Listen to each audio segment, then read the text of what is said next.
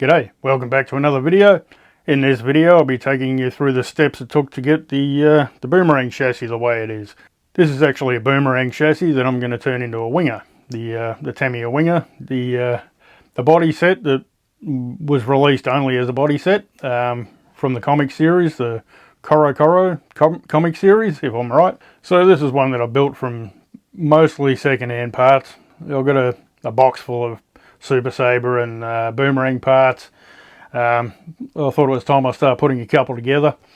So yeah, got this Boomerang chassis, and I'll make it into a Winger using the TBG body, which is very nice, and the wing. Can't remember what way that goes, but it'll sort itself out. Something like that. And of course, we're using some MCI decals, so we got them on there. Now I was talking to someone, Sergio. Shout out to you, Sergio. Thank you very much. Good idea. Going to use a little man in it. Basically the standard Tamiya Z driver. He suggested use the Avanti driver. As you can tell, it's kind of a long cockpit there, so the Avanti driver kind of fills it up much better. I think I'll do that. Thank you, Sergio. So I'll keep this for another project. You can sit over there. So we'll get into it and go through the steps it took to get it this way. Okay, so looking at the parts, we can see I've kind of dug out the best ones that I have for the Boomerang. Yeah, there's a mix of old ones, and we've even got some new ones in there. Like, I'm going to use mostly new arms, and of course the shocks will need new oil. Got a few screws there. I'll probably need a bunch of new screws, and this old servo, I don't even know if it works, but I'll put it in for now. So the first thing to do is build the gearboxes up. So I've cleaned them up, put some new ball bearings in, and greased them up. As you can see here, the gearboxes are both assembled now, front and rear. And on the rear, where the little spaces go for the motor plate, I put this little bit of polycarb over it because I didn't have the right washer. So now it was time to fit up the shocks. And to do that, I polished up the little ball connectors. Always got to have clean balls. And there we go, I've got the rear shocks fitted up. And something I missed when I was cleaning the gearbox, I noticed the rear of the gearbox is broken there at the back. So more on that later. So the rear shocks are all fitted up. And we've got the front shock on there. Now these bits that hold the shock on the front, naturally they were both broken and I had no spares. So I had to pull them off my Hotshot 2. Now as you can see, I've fitted the front and the rear gearboxes, so the chassis is all in one piece now. And yeah, looking like a Boomerang again. Although it's going to be a Winger. Yeah, all in one piece. Now time to get onto the wheels. Now the wheels are all dirty yellow colour, you know. Not very nice at all, so I went over them with a bit of TS white. Make them pop. Then it was time to fit some tyres. Got some brand new tyres on there. And then did some tyre lettering with the paint pen. Looking good, I think.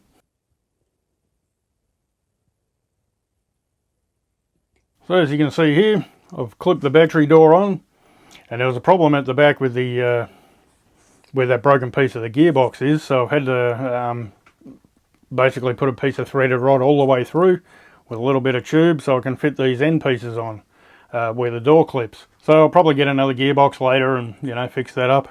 I could probably trim that threaded rod down a little bit too. Then it was time to get onto the electrics, and as you can see here, I've used a Tamiya TB LE02S ESC.